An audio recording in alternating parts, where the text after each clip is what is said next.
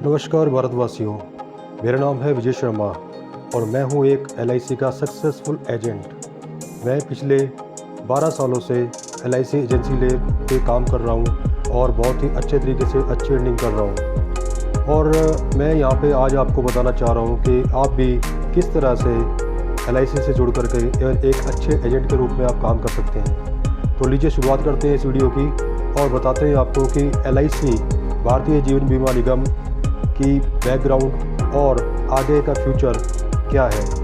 तो शुरुआत करते हैं दोस्तों।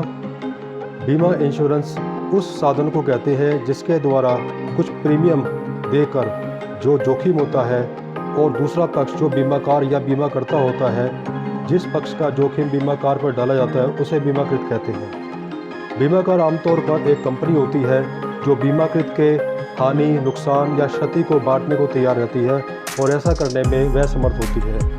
बीमा एक तरह का एक कॉन्ट्रैक्ट या अनुबंध होता है, दो या दो से अधिक व्यक्तियों में ऐसा समझौता जो कानूनी रूप से लागू किया जा सके अनुबंध कहलाता है, कॉन्ट्रैक्ट कहलाता है। बीमा कॉन्ट्रैक्ट का मीनिंग है बीमा पत्र, पॉलिसी, जिसको हम पॉलिसी भी कहते हैं, में वर्णित घटना के घटित होने पर बीमा करने वाला एक निश्चित धनराशि बीमा कराने वाले व्यक्ति को प्रदान करता है। बीमा कराने वाले जो सामयिक बीमा किस्त प्रीमियम जो कि हम देते हैं बीमा एजेंसी को, बीमा करने वाले को देता रहता है और इसी कॉन्ट्रैक्ट का प्रतिदेय है। बीमा शब्द एक फारसी शब्द से आया है जिसका भावार्थ है जिम्मेदारी लेना, जिसका दूसरा अर्थ इंग्लिश में इंश्योरेंस भी कह सकते हैं। बीमा वास्तव में बीमाकर्ता और बीमाकृत के बीच एक कॉन्ट्रैक्ट है जिसमें बीमाकर्ता बीमाकृत से एक निश्चित रकम यानी प्रीमियम के बदले किसी निश्चित घटना के घटित होने, जैसे कि एक निश्चित आय की समाप्ति या मृत्यु की स्थिति में एक निश्चित रकम देता है, या फिर बीमाकृत की जोखिम से होने वाली वास्तविक हानि की क्षतिपूर्ति करता है। बीमा के आधार के बारे में सोचने पर पता चलता है कि बीमा एक तरह का सहयोग है जिसमें सभी बीमाकृत लोग जो जोखिम का शिकार हो जाते हैं प्रीमियम अदा करते हैं, जबकि उनमें से सिर्फ कुछ कम जो बहुत कम होते हैं उनको ही वास्तविक रूप में नुकसान उठाना होता है या फिर उनको मुआवजा दिया जाता है। वास्तव में जोखिम की संभावना वालों की संख्या अधिक होती है, लेकिन किसी निश्चित अवधि में उनमें से केवल कुछ को ही नुकसान होता है। बीमाकर्ता कंपनी बीमाकृत पक्षों के नुकसान को बीमाकृत पक्षों में बांटने का काम करती है। आगे दोस्तों मैं आपको बताता हूँ कि बीमा किस कंडीशंस में बीमा हो सकता है या बीमा किस कंडीशन में कराया जा सकता है। जैसे मान लेते हैं कि जुआ खेलने या बाजी लगाने में कोई भी दो व्यक्ति यदि समझौता करते हैं कि एक घटना होने पर दूसरा व्यक्ति धनराशि अदा करेगा, लेकिन उसे बीमा नहीं कहा जा सकता क्योंकि स्वयं उस घटना के घटित होने या ना होने में उस बीमा लगाने वाले का कोई हित नहीं होता। बीमा अनुबंध के लिए सामान्य अनुबंध के तत्वों के साथ साथ बीमा हित यानी इंश्योरेंस इंटरेस्ट का अस्तित्व होना आवश्यक है। उदाहरण के लिए जीवन का बीमा कोई अजनबी व्यक्ति नहीं करा सकता क्योंकि उसके जीवित रहने या ना रहने में दूसरे व्यक्ति का कोई हित नहीं है। इसी तरह से लेकिन यदि दूसरा व्यक्ति की वाइफ जो कि जीवित रहने में पहले व्यक्ति के निहित होने से बीमा के जीवन का बीमा कराना अनुकूल उसके नियम के अनुकूल होगा। बीमा हित का अर्थ व्यापक है, जैसे हस्बैंड वाइफ पति पत्नी के जीवित रहने में एक दूसरे का हित तो स्पष्ट होता ही है। कर्जदार के रूप में उसके जीवन के में महाजन का हित भी वैसा ही मान्य है। इसी प्रकार संपत्ति बीमा कराने के लिए बीमा हित उस संपत्ति के स्वामिक को ही देय है, उस हित उस व्यक्ति को भी उपलब्ध हो सकता है जिसे किसी कॉन्ट्रैक्ट के अंतर्गत कोई संपत्ति उपलब्ध होती है। यही नहीं, संपत्ति पर कब्जा मात्र होने से भले ही वह कब्जा गैर कानूनी हो, बीमाकृत उपलब्ध हो जाता है। उदाहरण के लिए अगर किसी दिवालिये के पास उसके कब्जे में कोई संपत्ति है, भले ही वह अधिकार स्वतः गैर कानूनी हो, क्योंकि दिवाला निकलने के बाद उसके सारी संपत्ति पर आधिकारिक अभिकर्ता हस्तियों का अधिकार हो जाता है, किंतु उस संपत्ति का बीमा कराने के लिए उस दिवालिये को भी अधिकारी मान लिया जाता है। किसी कॉन्ट्रैक्ट द्वारा बीमा हित उत्पन्न होने का आधार उत्तरदायित्व अथवा हित दोनों हो सकते हैं। उदाहरण के लिए जब कोई व्यक्ति कोई मकान किराए पर देता है तो उस मकान की हिफाजत का उत्तरदायित्व किराएदार पर होता है क्योंकि वो उसमें रह रहा है, लेकिन चूंकि उस कॉन्ट्रैक्ट में किराएदार को सुरक्षा की सुविधा प्रदान होती है, अतः मकान की सुरक्षा के बीमे के लिए भी उस किराएदार को बीमा हित उपलब्ध हो जाता है। बीमा कॉन्ट्रैक्ट के लिए बीमा हित की आवश्यकता का उक्त अनुबंध की वैधता आंकने के लिए तो है ही, क्षतिपूर्ति के नियमों का पालन करने के लिए भी यह आवश्यक है। इस संबंध में अंग्रेजी विधि नियम और भारतीय विधि में कुछ अंतर हो सकता है।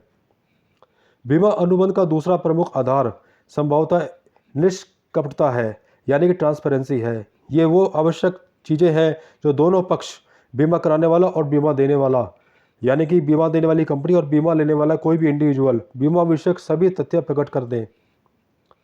अगर वो समर्थ होते हैं कि उन्होंने जानबूझकर कुछ छुपाया नहीं है, तो यदि कोई सार तथ्य प्रकट ना किया गया हो तो दूसरा पक्ष उक्त कॉन्ट्रैक्ट के मुक्ति प्रदान कर सकता है। अब आपको आइए बताता हूँ कि बीमा की विशेषताएं क्या क्या हैं, इसके एडवांटेज क्या क्या हैं और क्वालिटीज़ क्या क्या हैं। सबसे पहला है इसका जोखिम से सुरक्षा। बीमा जोखिम से सशक्त उपाय है।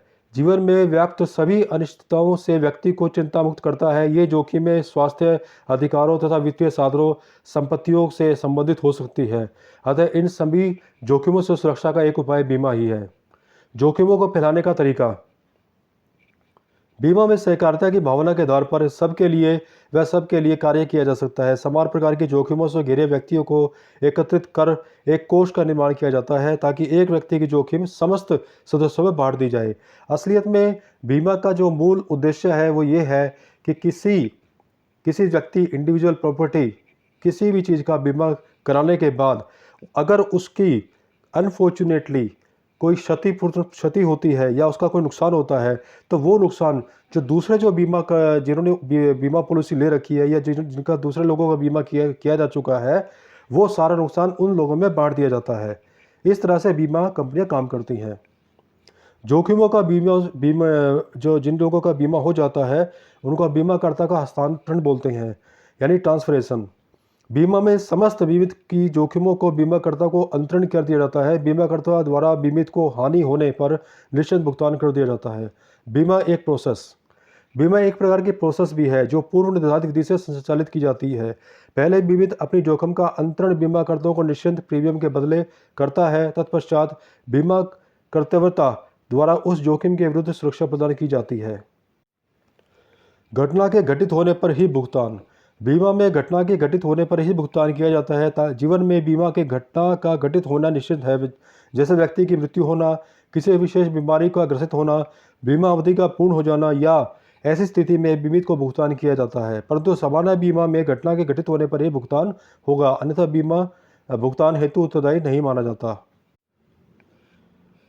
अब ये जानते हैं भारतवासियों दोस्तों कि किन लोगों को बीमा कराना जरूरी होता है या किस किस तरह के बीमा कराए जा सकते हैं। सबसे पहला आता है लाइफ इंश्योरेंस, यानी जीवन का बीमा। जीवन बीमा का प्रारंभ भी समुद्री बीमा के प्राय साथ ही हुआ है, क्योंकि व्यापारिक यात्रा पर जाने वाले पोतों के, यानी कि जो अगर मैं ये कहूँ कि बहुत से लोग पहले समुद्र से यात्रा किया करते थे तो उनकी जान और माल का बहुत ज़्यादा जोखिम हुआ करता था। तो समुद्री यात्रा पर जाने वाले जो जहाज होते थे उनके मालिकों को जहाँ उनके समुद्री जहाज नष्ट होने की संभावना के विरुद्ध मैनेजमेंट करने की चिंता होती थी, वहीं उन जहाज़ों के कप्तानों का जीवन भी उतना ही मूल्यवान था। साथ ही जब कारीगरों के संघों की स्थापना होने लगी और जन्म मृत्यु के लेखे रहने के कारण साथ साथ आयु सीमा के औसत निकलने के नियमों की स्थापना भी की जा सकी है, तो जीवन बीमा अनुबंध का भी प्रसार हो सका। लेकिन उस समय के बीमा पत्रों की शर्तें काफ़ी कठिन होती थी। अमेरिकी गृहयुद्ध के पूर्व के जीवन बीमा अनुबंध की शर्तों के अनुसार बीमा पत्र का कोई सरेंडर वैल्यू नहीं होता था, बीमे पर कोई कर्ज भी नहीं मिल सकता था, बीमा प्रीमियम अदा करने के लिए ग्रेस पीरियड नहीं मिलता था, तथा सुसाइड या कोई फाइट या कोई और दुर्घटना होने पर बीमा अवैध करार दे दिया जाया करता था। जीवन बीमा दो व्यक्तियों, बीमा कराने वाले और बीमा करने वाले के बीच एक ऐसा कॉन्ट्रैक्ट होता है जिसके अनुसार बीमा कराने वाला निश्चित अवधि तक सामयिक अदायगियों के बदले एक निश्चित धनराशि प्रदान करने का वचन लेता है, और बीमा कराने वाला उन निर्धारित अब अदायगियों के बदले एक निश्चित रकम निश्चित समय पर अदा करने का वचन देता है।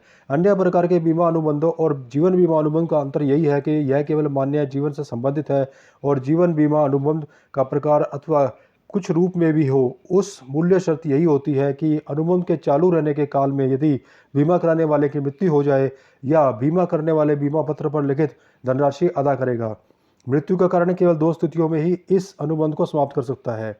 एक, यदि बीमा कराने वाले के किसी गैर कानूनी कृत्य द्वारा उसकी मृत्यु हो गई, जैसे उसकी सुसाइड कर लिया हो। दूसरा, यदि बीमा कराने वाले की मृत्यु ऐसे कारण से हुई है जिन्हें बीमा पत्र में बाद में कर दिया गया है। इस विषय पर अंग्रेजी और भारतीय विधि में कुछ अंतर हो सकता है।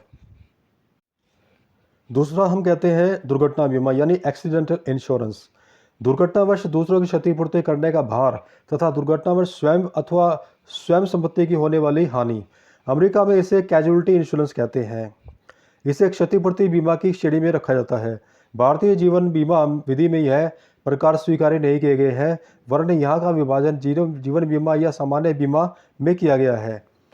अतः उपयुक्त वर्णियों की परिस्थितियों में बाद वाली परिस्थिति जीवन बीमा की श्रेणी में आती है। इस प्रकार की दुर्घटनाओं का बीमा मोटर सवारी तथा विमान विधि के अंतर्गत अनिवार्य कर दिया गया ताकि क्षतिग्रस्त के हितों की रक्षा की जा सके।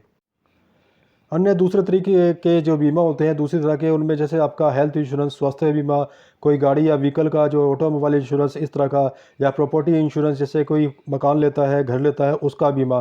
घर का बीमा अर्थात होम इंश्योरेंस में जो बीमा किया जाता है उसमें आपके बिल्डिंग का सामान और कंस्ट्रक्शन के साथ पॉलिसी बनाई जाती है। इसमें बीमा देने वाली कंपनी घर का या घर के सामान, दो चीज़ों का नुकसान होने पर दे देती है।